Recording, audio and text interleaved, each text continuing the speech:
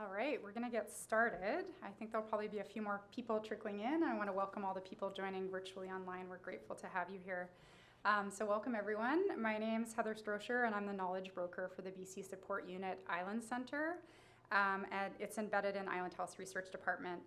And I'd like to begin by acknowledging on this rainy, beautiful day, fall day, how grateful I am to be joining here on the beautiful lands of the Musqueam, Squamish, and Tsleil-Waututh nations. And I'd also like to acknowledge our connection, the speakers as well as myself, that we have to the what's now known as Vancouver Island, the lands of the Coast Salish, Nuu-chulnith, and the Kwakiwak nations. We're so lucky to live in this beautiful province, and I'm grateful for it every day. What a great day it's been so far. I've had so many reflections. I've been reflecting on my backpack of privilege that Amy talked about this morning, and I'm actually quite weighed down by that backpack because I do really acknowledge that I have so many privileges, and I acknowledge that not everyone is in the position to be in a beautiful conference room, and appreciate all of the privileges that I have. Really excited for this session today. After the session, there'll be a 10-minute break to make our way downstairs, I think, to the final wrap-up. My colleague Tara McMillan is here. She's the regional lead from our center, and she's going to be helping monitor the Q&A. And now I'd like to introduce our speakers. First, Miss Lynn Jackson.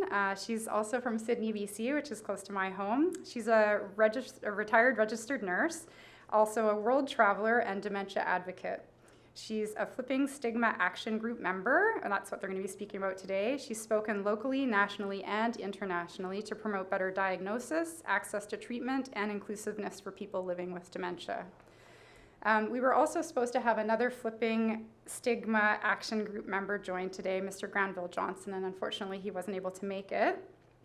But I'd also like to acknowledge him and explain his connection to the project. He lives in rural northern BC. He's a Vietnam War veteran who served two tours as a medic. He's also a multimedia artist, musician, teacher, and writer. He's been a dementia advocate for the last 6 years, and we wish he was here, but he's going to be brought into the project because he's been an integral piece. And finally, I'd like to introduce Dr. Mariko Sakamoto. I met Mariko about a year ago at an event that was put on by the Alzheimer's Society. And I'd also like to acknowledge that Myrna was there, and she talked to me at lunch about the word hope when it comes to dementia, and I think that that's just resonates. And Mariko, at that event, I thought I was going there to advocate for patient-oriented research, and it was so clear that it was already happening in this field, and Mariko just embodied everything patient-oriented research, so it's such a pleasure, I would say, to now call her a friend, and I'm so excited to turn it over to Mariko and Lynn. Thank you so much, Heather. That was a lovely introduction, and it's been great getting to know you. And thanks for all of you who are here. I just wanted to check how many folks we have online because we want to do a bit of a, we've got, okay, excellent, 7, so that's great. Welcome. So Lynn and I are really happy to be here. We do wish Granville was here because we are very happy to be talking about the Flipping Stigma project, specifically the development of the Action Group Guide. And I just want to read out this title because this was developed with our action group members, which is There is Strength in Numbers. And this is about how an action group of people living with dementia developed a guide for taking action. So this is a wonderful project that I'm so lucky to have been a part of as an early career researcher, as a registered nurse, as a fellow human being. It's been so wonderful working with this group of people. And we want to share with you a bit of that journey today, especially how we developed a guide so that other people could do work like this. But before we go any further, we want to explore some ideas and terms together. So we thought we'd do a fun word cloud activity. So if we could just see our first word cloud activity. Thank you so much. So great to have a team to help out because I was really worried how this was going to happen. But I want you all to think about the word dementia. And what comes to mind when you hear that word? And so if you've got a device, or you can see this online, there's a QR code, or you can go to menti.com and use that code there and start popping in some answers to that question. And what's going to happen, I believe, is that the word cloud is going to emerge. Is that right? Should come up. We'll see. So please do. Oh, great. Okay. So I see the word fear. Let's see what else comes up. And I think you can enter at least 3, or at most, I think, 3 words. So let's explore this term, because it's a powerful word. Memory. Somebody's grandmother. And memory loss, absolutely. Decline, loss as well. Old age. So all of these are really powerful terms. Identity, something that is misunderstood. It could bring up uncertainty. It's about family. It's about forgetting. I love this one, meaningful life. That's just come up. Is there uncertainty? Yeah, uncertainty, change. So lots of thoughtful and helpful words that people have contributed, so thank you for doing that. We'll see if anything else pops up. New discoveries. So let's do one more, because Lynn and I want to ask a different question, and that's, what do you think of when you hear the word action group? And some of you might not be familiar with this term, and that's okay. Whatever you think that means, what comes to mind if someone were to say, we're going to talk about an action group? What is an action group? Anything you think of, pop it in there. It should be the same interface that you have on your phones or whatever device you're using. Oh, I love this. Agency. Potential. Wonderful. Change. Mobilization. That's a great word. Potential. I'm loving these words. What do you think, Lynn? Yep, good words. Advocating for change. Energy. Oh, is power there? Power. Consensus. Planning and togetherness. I love how these words are kind of rearranging themselves as folks pop them in. Courage. Beautiful. So this is interesting, because these are very different words than the first word cloud activity. But I want you, and Lynn, I think we both want you to keep in mind what you were thinking about when you pop these words into this word cloud. Because we're going to talk about the work of an action group of people living with dementia, and see what, we want to check in at the end to see what you think about these ideas. Welcome. Okay, so let's move to the next slide. I think, do I have some power here, some control? I don't know what. Okay, thank you. So we've just explored the word action group, and so on the slide, I want to introduce you to the Flipping Stigma action group. And think about the title. There's strength in numbers. These are our people. These are the action group members that are part of a Flipping Stigma project that Lynn is going to fill you in about in just a moment. But I want to take note that these are folks living in BC in different parts of the province, from the Lower Mainland to the Fraser Valley to Vancouver Island, including Northern British Columbia, researchers, mostly from the UBC area, but the greater team also includes researchers from Simon Fraser and a researcher out of Ontario. Thunder Bay, sorry, yeah, all of a sudden I couldn't remember. And there are 3 primary investigators who are leading this project. Dr. Deborah O'Connor. I don't believe she's in this particular picture. Is she there? I can't see from where. Okay, she's a professor of social work from UBC. Dr. Alison Finney, who's on the bottom left from your view. She's a professor of nursing from UBC. And very importantly, Dr. Jim Mann, who's right in the middle there. He is a researcher, advocate, and person living with dementia. And he is one of the primary co-investigators in this project. So this is an important part of the foundation of what led to this group. And then the rest are action group members and other research team members, and we'll have all their names at the end. But I just wanted to start you off with a glimpse of this really special action group. And I'm going to turn it over to Lynn at this point. What do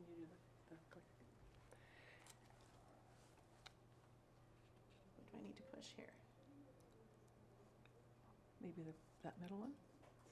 Okay.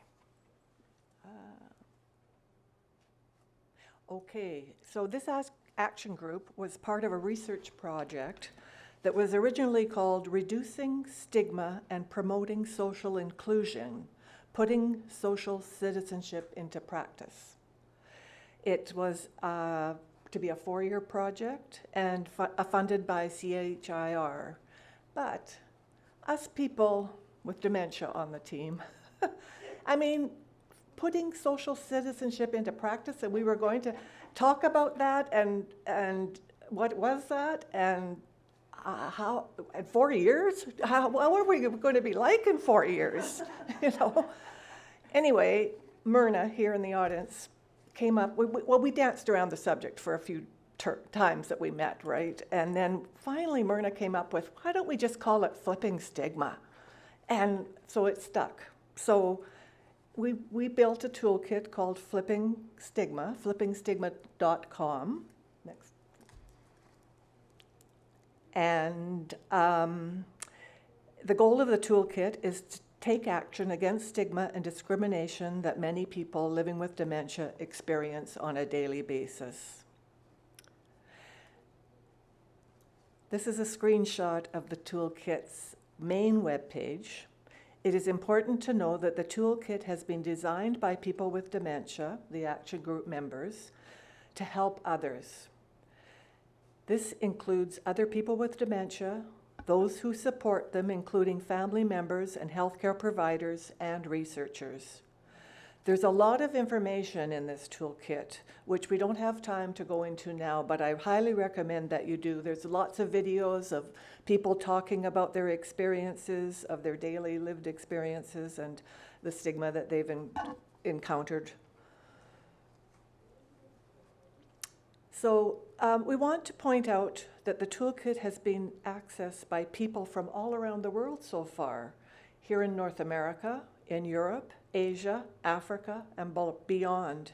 In fact, it's actually recognized by the WHO Global Dementia Observatory Knowledge Exchange platform, and it's also being used by community organizations within BC here, and is on the BC Pathways sites for doctors and nurse practitioners. Now, I'm going to be reading words that Granville has given us to, that he wants you to know about. So Granville says that during a discussion among the action group members, a brainstorming session that mostly involved consideration for the next projects that could be undertaken, we started talking about sharing with others how we worked together. Granville posed a question to the group that had 3 interlocking components. 1, how had the group come together? 2, what was unique within the group's dynamic that facilitated our ability to perform and create successfully? And 3, clearly our productivity was not magic or a flute, nor should it be unique to our group. So how could we create a means of assisting others who may wish to take on creative anti-stigma advocacy without their need to reinvent the wheel? Thus, the action group was born. This is a screenshot of the first part of the website. The guide is a how-to guideline. Like dementia itself, every group that starts the journey towards creative advocacy will be individualistic with inherent differences. The action group is part of the action guide is part of the action group's legacy to the dementia community and its supporters at large. And actually, this is a paper copy of it.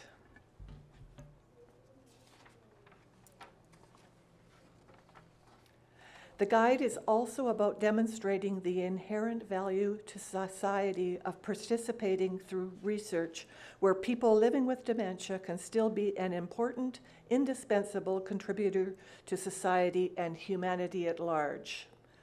This guide clearly lays out what has been important to our group and breaks down the elements that helped make us successful in our work. Granville wanted us to know that there are several sections in the guide, including laying out of the guide, its goals, guidelines, and the successful group work, reflections, and many more, including specific steps that others can use to build an action group. Thanks, Lynn. I'm just going to read a few more of Granville's words because he was going to cover this slide. Granville wanted to share really specific words about advocacy. He wrote in this in his notes that advocacy is a personal journey beginning with one's own self-advocacy. The expression of that inborn reality is drawn to a group of the like-minded. So I think he's specifically thinking about the action group. Perhaps within a support or community group. I'm going to read this, and I want to say Granville is a poet, by the way, and a writer. So this is his explanation of advocacy and what it's been like for him. He says, like a pebble tossed into a still pond, its effect ripples. As each circle grows, so does the effects upon the community increase. Each mini wave is fed, step by step, and strengthened by the careful planning, implementation, and reflection that preceded it. He says it's invaluable work, above and beyond, and it should not be underestimated that it is work, the kind of work that can improve the lives of those one cares the most about, including oneself. So those are quite powerful words from Granville. And also, I think, an explanation for why the action group really wanted to create this guide, to really explain how the Flipping Stigma website, so the toolkit itself, was created. So just to be clear, we have two websites now. We have the Flipping Stigma toolkit, which is at flippingstigma.com, and we have the Flipping Dementia Stigma Action Group Guide, which you can find at flippingstigmaguide.com. So please do have a look at them because, as Lynn was saying, this is work that's actually been amazingly far-reaching that's come out of this participative project where the focus really has been on action, learning from people with lived experience, and doing work that really matters to them. What I want to talk a little bit about is what we've learned as a group. So as a team of researchers and people with lived experience, as learners in this whole process. And what's really come out of conversations we've had, and we should mention that action group meetings took place over a 4-year period, twice a month over Zoom, which is really incredible. I think we've had 80 meetings over the course of 4 years, which is, when you think about it, a significant amount of time for people to put into being a part of a research project and a huge commitment on behalf of action group members to be able to do this. So over all of these conversations, what we kind of realized together was that one of the most important things in terms of being able to do this kind of work is creating a safe space together. And we've talked about that a lot in terms of not just strength in numbers, but safety in numbers, having a group that had a significant amount of people with lived experience of dementia. And that it was not only a safe space, but a supportive space, but action group members were really clear that this was not a support group. This was a group to do work. And part of the success of all this had to do with the dynamics of the group. Somehow, all these folks from different parts of the province with different life experiences, different backgrounds, different understandings of the world really came together and created something quite magical. Thinking about the plenary speech today about this expression of love, something like that happened, I think, in this project that we sometimes struggle to articulate, but we want to share that this is something that happened. And some of that had to do with the facilitation that occurred according to group members, but this was a shared facilitation as well. This was not just researchers facilitating. This was the group coming together and facilitating work and making change happen, taking action, creating this toolkit. And this is what we're trying to share in this guide, that others can do this as well. I've already spoken to this idea of a shared purpose. as Lynn was saying, there was this idea of putting into practice this concept of social citizenship. And I think it was an early meeting, someone wrote on a chalkboard, what the hell is social citizenship? So it became really clear that, okay, this is not resonating. We have funding to do this, but we need to do something different. And the shared purpose really was, as identified by action group members, that stigma and discrimination had to be addressed. And this is why the toolkit was developed. Another really interesting thing that we've realized is that doing this kind of work, a team has to be open to serendipity, meaning you don't know where you're going to go, and you have to be open to exploring possibilities that maybe you thought, whoa, I did not expect this, but maybe this is worth pursuing. And I think that is really the story of the action group work. No one knew that we would develop, or that you would develop, a toolkit that thousands of people from all over the world are accessing on a regular basis, that community organizations are using to train volunteers, that is impacting. And it's a direct outcome of a research project that's just ended. There's been ideas alluded to that I've heard today that sometimes it's so frustrating in research, nothing ever happens, nothing ever changes. But we've actually seen change occur, something that's out there. The project has just ended, and this toolkit's been around for 2 years. And the WHO were in the top 10. Yes, and as Lynn said, it's on the WHO Global Dementia Observatory website, and it's one of the top 10 resources that's accessed regularly. That's amazing. Yeah, it's really, really exciting. So being open to this serendipity, because you never know where you're going to go with it. And it's really been a journey to advocacy for many of the action group members. Early on, we had a conversation in a meeting about the concept of advocacy, and that folks were kind of uncomfortable with that term. And it's something that we talk about a lot, or we don't anymore because we're not meeting regularly, but it has really been a journey to advocacy. And I think that's reflected in the Granville's words that we read today. I know Myrna, who's in the audience, has been giving out postcards about the toolkit. You're a tremendous advocate, as are you, Lynn. So it's really been incredible in terms of what's come out of this project and what we've learned and what we're really sharing in this guide about how this happened. So speaking of the guide, we do want to point out that towards the end of it, there are some really important reflections for anyone who's thinking of doing action-oriented research and is a person with lived experience of dementia. And this would actually be relevant to anyone if we want to use the word patient partner, co-researcher, any of those phrases that really points to the fact that someone is considering providing their lived expertise in a research project. And these are reflections that action group members have suggested people think about, such as, why am I really being invited to participate? How will my experience as a person with lived experience influence the process of research, the outcomes that come out of it? Am I being included in defining the focus of the research? And how is my input really going to be used? Is my involvement being recognized as important? So this is all in the website. You don't actually have to have the physical guide, although we do have this beautiful booklet. But all these points are in the website. And we also have these reflections for folks who do research, who are really wanting to collaborate with people with lived experience of dementia. And again, this applies to any kind of research where people are thinking, I want to be doing community engaged, I want to be doing participatory action research. Well, you need to think about these points. Are you willing to learn from those with lived experience that you're engaging and bringing into your team? Are you willing to listen to all of the research partners?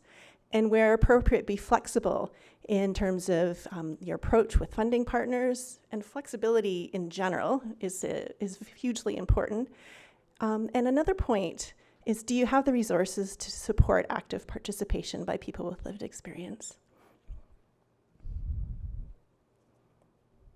So having said all that, Lynn and I would love to engage you in one more activity in terms of the word cloud, and it's the same Mentimeter site that you were using. Yeah, it's this. If you haven't engaged with this already, please do so if you feel like it. So you can use the QR code.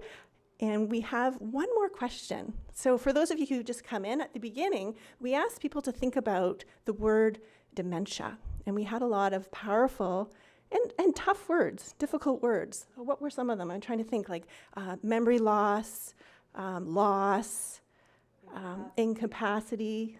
Thank you, Lynn. And then we did another one where we asked people to talk about or think about what does the word action group mean to them. And we had words like agency, resilience, some really beautiful words for that one. So now we want you to think about what we talked about today and share with us, please, what comes to mind when you hear the word or the term action group of people with dementia?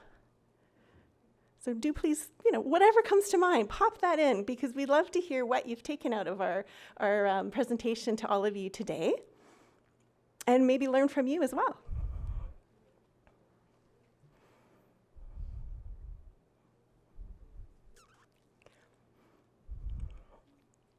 Okay, so we're getting some words popping up. I love how this happens. Let's see. Did you want to read some, Lynn, or do you want? Yeah. Go ahead. Okay. So we've got advocacy, intervention, systemic change. Ooh, yeah. Myrna's liking that one. Yes. Purpose, empowered, capable, knowledge mobilization. Yes, this is something that we've thought about a lot, and fascinates me as a researcher in terms of this kind of research, because you are disseminating knowledge as you go. And we certainly did with this project. What else? Champions of change. Oh, I love that. What else have we got? Insight, guiding, valuable. I can't tell, what's that one on this? Is that reclamation? Is that what I'm reading? It's sideways and I can't quite see. Reclamation, wow. That's a powerful word. Impactful. Hope. Hope, yeah. Empowerment. Okay, thanks, Heather. So, timely. Oh, I like that one too. Yeah, so thank you, everyone. It's interesting to think about how this word cloud has evolved as we've gone through this time with all of you this afternoon. And we'd love to, spend the rest of the time engaging in some conversation. We didn't want to spend too long doing a presentation, because we'd love to know what you think, or if you have any questions to Lynn and Myrna. I don't know if you want to answer any questions. You don't have to, but we were lucky we have 2 action group members here. And yeah, so we'll turn it over to all of you or the folks online as well. Oh, before I end, could I go back to my slide, please? I just wanted to recognize, I think we need to go back one. Does this go backwards? Here we go. Okay, I just wanted to recognize all of the action group members who've been a part of this project since it started in 2019.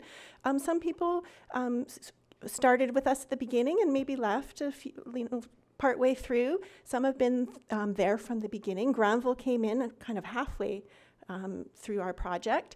All have contributed tremendously to this project, so we want to make sure that this is up front and center. These are the research team members, and so there have been several folks who've contributed along the way as well. I want to bring special attention to Sam Pineda, who developed the toolkit and the Flipping Stigma guide. She's a talented artist, as well as Heather Furno, who did a lot of the writing in terms of translating the ideas into written word. And we also want to mention that on the flippingstigma.com website, there's going to be a store where we're going to be able to have other outputs of our project, such as a really fabulous t-shirt that says Dementia, Celebrate Life, that was co-designed by the Action Group and a design student from Emily Carr. And there are going to be mugs and shirts, and you can also, I think you can get a copy of this for free, and all of that, the funds that are collected are going to be going towards future work. And having said that, we want to thank you.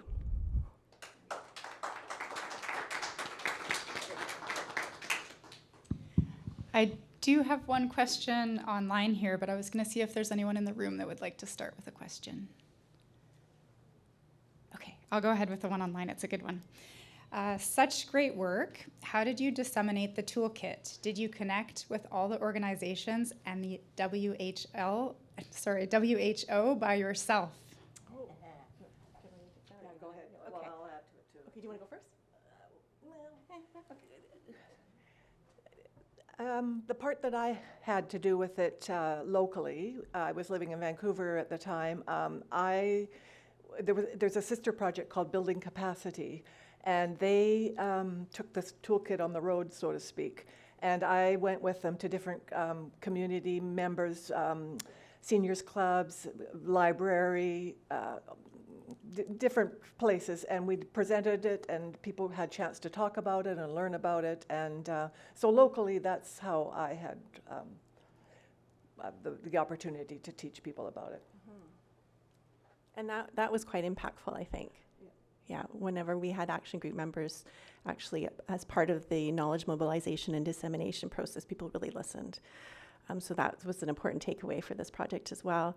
That's such a good question. As the toolkit was finished and it was online, we started reaching out. So the research team started reaching out to different organizations and community groups, and the action group members did as well. So I was mentioning Myrna, I should mention we had these postcards that had a little clip from like a quote from the toolkit, as well as a QR code that took you right to the toolkit itself. And we shared those at conferences and at community events. But for example, action group members like Myrna took them on road trips. How many did you hand out, Myrna? Do you remember? It was quite a few. Yeah, it was over 100. Yeah. Yeah, and we stopped at every place we could and forced people to listen to us. But guess where our T-shirt was 2 weeks ago? Oh, where was it? Helsinki. I was at a conference in Ontario, and we had a prize to win this T-shirt, and the person I chose said, no, you have to give it to so-and-so because she's going to Helsinki. So it went off to Helsinki, so good for you guys. Oh, fun. Okay. Yeah, so a lot of the dissemination came from our action group members. I know, Lynn, you had a really pivotal conversation with folks at Alzheimer's BC, because there's been a series of webinars that have already begun, but ASBC has actually decided to do a year-long series of webinars basically focused on the toolkit and the work of the action group. So I think there's going to be about 4 of them over the course of 12 months, and that's an ongoing way to disseminate knowledge. In terms of getting it on the WHO website, we had to apply. So we submitted it, and it was peer-reviewed and accepted. So that's how something like that. We did do it ourselves, but it's open to this particular, I think it's called a knowledge, what is it? The Global Dementia Observed Knowledge Translation Platform. This platform is open to people from all over the world who do work in terms of dementia resources and outputs, and anyone can apply, but it does go through a peer review process. So it was accepted, and we do get a lot of hits from our website from the fact that they're hosting it for us. And you went to conferences and met people, and then we interviewed them? That's right, yeah. There's been conferences and opportunities like this. I'm trying to think what else we did, Lynn. Well, there was the doctor from the state. You met that person, didn't you? Some of our researchers have traveled and talked about it at different conferences, and through that, people have been interested. So we have invited them to come back and talk to us. They wanted to talk to the action group because they wanted to know more about it and whatever. So they've learned about it, and then in their communities in the States or wherever they were, went back and talked to other people about it. So that's how it's got spread. That's a good point. There is a research group out of Washington, D.C. that are using our toolkit in their work.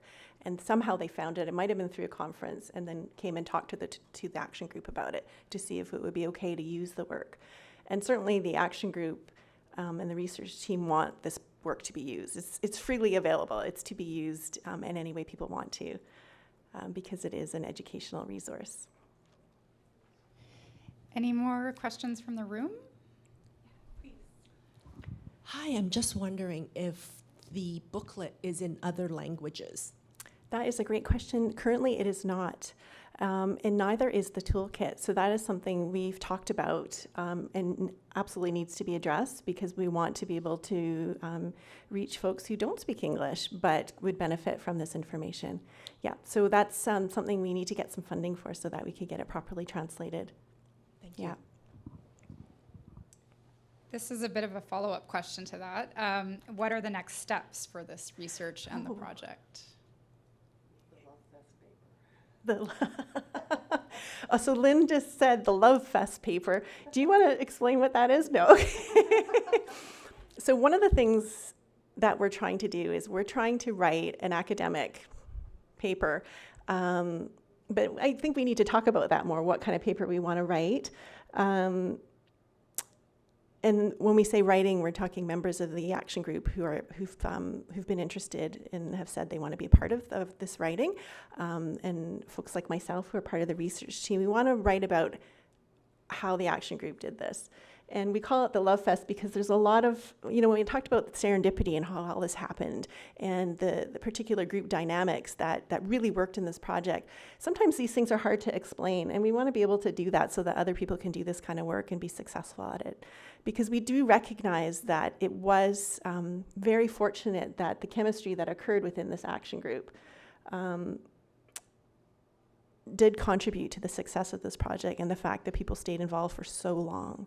So when we think about people meeting every 2 weeks over many years, it speaks a lot to what was happening. Did you want to add something? Well, I just wanted to add that I think that, thanks to COVID, that was one good thing that, us people with dementia, we needed something to do to keep our brains active.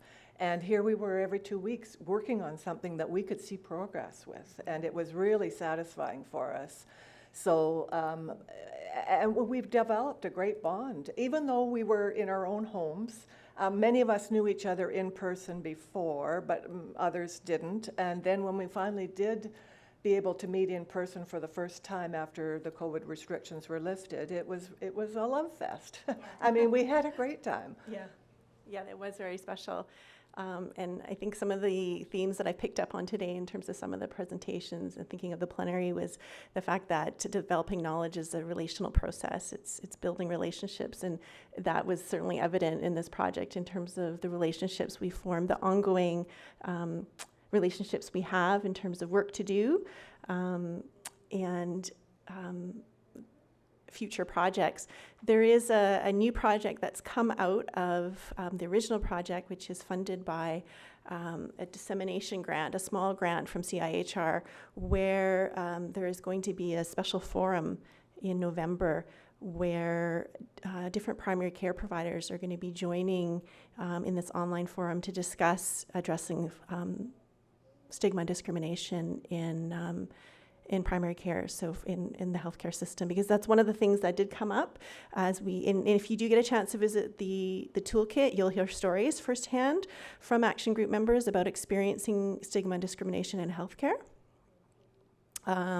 Unfortunately, as a nurse myself and a healthcare provider, it's an unfortunate reality, and that needs to be looked at. And so this is one first step in starting to look at some of the concerns that action group members brought up. And are you part of that forum? I know there's some action group members that are a part of that forum. So that's a next piece of the research. And there's been, some action group members are already involved in different research projects. So maybe it may not be specific to the Flipping Stigma guide and the work we've done, but research is continuing. And I think that's the most important part, is that folks in the action group are participating in different research projects and sharing their expertise and their lived experience. Yeah. That's great, thank you. Any further questions from the audience in the room here? No. Okay, I think we're ready to wrap up a little early then, unless there's anything else you wanted to add, Mariko? Or no, I just want to say we can hang out here for a little bit if you want to come and have a look at the guide. It's quite beautiful. It has some details on the action group members. It's quite beautifully done, so please feel free to have a look through it. And we really encourage you to draw on these resources and share them with others. Easy to find, flippingstigma.com. There's a link there to the toolkit or to the guide as well. So if you just want to remember one website, that's the only one you need. Thanks so much. Yes, thank you.